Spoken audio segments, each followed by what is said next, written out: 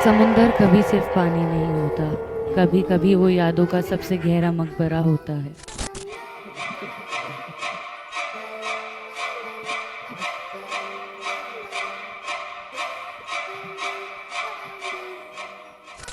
इस शांत पानी के नीचे दुनिया का सबसे बड़ा अंडर वाटर वॉर ग्रेवयार्ड छुपा है।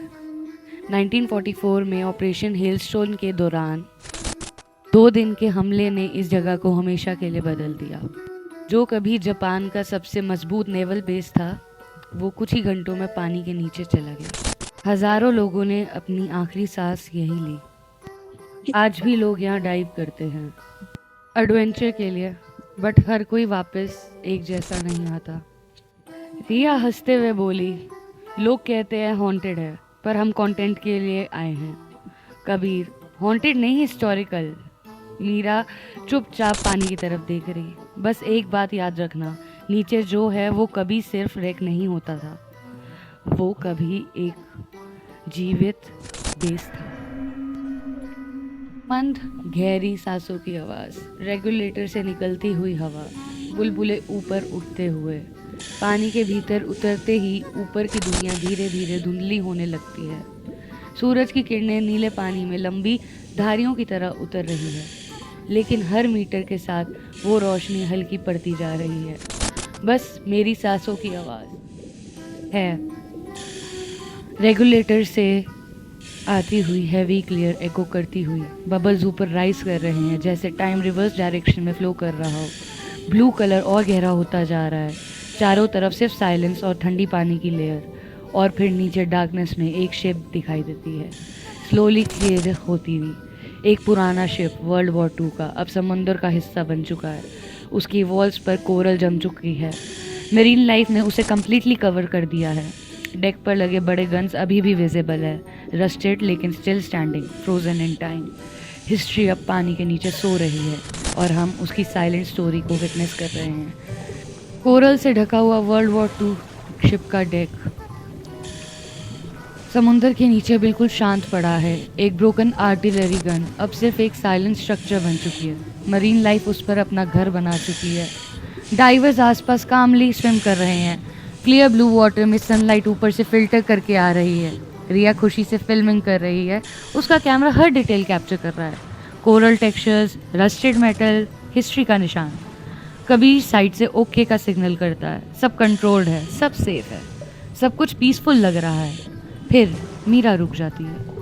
उसकी मूवमेंट स्लो हो जाती है। वो सामने देखती रह जाती है। कैमरा धीरे से जूम करता है शिप के ओपन कार्गो होल्ड की तरफ। अंदर अंधेरा है, लेकिन जैसे ही लाइट एंगल चेंज होता है, मेटल का एक स्ट्रक्चर दिखाई देता है। एयरक्राफ्ट के रिमेन्स, विंग्स का फ्रेम, इंजन हाउसिंग, सब कुछ यहीं छोड़ा गया। अब सिर्फ उनकी खामोशी यादें बची हैं।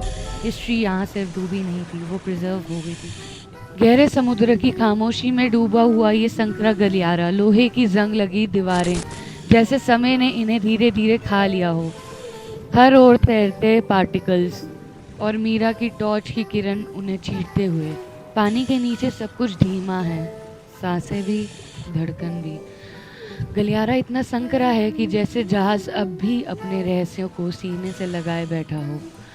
मीरा की नज़र दीवार पर ठहर जाती है। जंग के बीच कुछ उखड़ा हुआ है, जापानी अक्षर। वह धीरे से अपना दस्तान दीवार पर फेरती है। रेत जमी हुई परत हटती है। यह कोई चेतावनी नहीं, कोई भय नहीं, बस किसी का लिखा हुआ नाम, किसी नाविक का, किसी का इंतज़ार करता हुआ घर। समुद्र ने जहाज़ को निगल लिया, पर ये अक्षर अब भी कह रहे हैं कि यहाँ कभी कोई था। ये जगह स्केरी नहीं लग रही, बस पर्सनल, जैसे समुंदर ने हिस्ट्री को छुपानी संभाल के रखा हो। जमी हुई परत हटती है। यह कोई चेतावनी नहीं, कोई भय नहीं, बस किसी का लिखा हुआ नाम, किसी नाविक का, किसी का इंतज़ार करता हुआ घर। समुद्र ने जहाज़ को निगल लिया, पर ये अक्षर अब भी कह रहे हैं कि यहाँ कभी कोई था। समुंदर के गहरे अंधेरे में एक छोटा सा कैबिन छुपा हुआ। रस्टेड मेटल वॉल्स, जंग लगी टेबल, फ्लोर पर बिखरी पुरानी चीज़ें, टूटे हुए ग्लास, पुराना कंपास और धीरे धीरे मिट्टी में दबते कागज। रिया अपनी टॉर्च आगे करती है। उसकी लाइट एक जगह रुक जाती है। डेस्क के नीचे, डेब्रिस के पीछे फंसा हुआ एक छोटा सा टिन कंटेनर कभी पीछे से धीरे से रोकता है। उसकी बॉडी लैंग्वेज साफ है। हमें उसे नहीं छूना चाहिए। अर्जुन हाथ से सिग्नल करता है कि उसको मत छुओ। अंडर वाटर साइलेंस और भी हैवी हो जाती है, पर रिया की क्यूरियोसिटी बहुत स्ट्रांग रहती है। वो धीरे से मिट्टी हटाती है और टिन बॉक्स को निकाल लेती है। बोट पर चारों बैठे हैं, वेट सूट्स अभी भी गीले, हवा फ्रेश है पर सब चुप हैं। रिया बॉक्स को हाथ में पकड़ती है, थोड़ा सा रश गिरता है। वो लिड खोलती है, अंदर एक पुरानी folded letter, black and white photos, एक छोटी मेटल नेम प्लेट। कोई ट्रेजर नहीं, कोई गोल्ड नहीं, बस किसी का पास्ट। कबीर धीरे से बोलता है, this was someone's life. Arjun समुंदर की तरफ देखता है। समुंदर ने शिप को ले लिया, पर कहानी को नहीं।